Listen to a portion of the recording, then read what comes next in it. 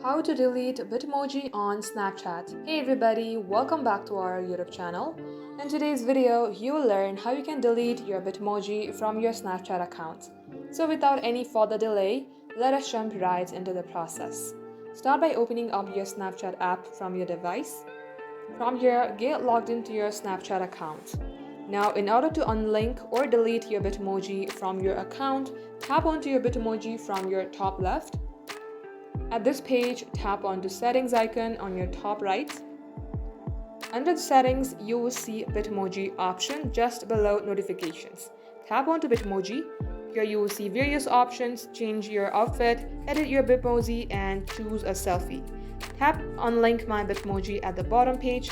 And if you created your avatar on Snapchat, you will permanently lose your avatar and all fashion items saved in your wardrobe.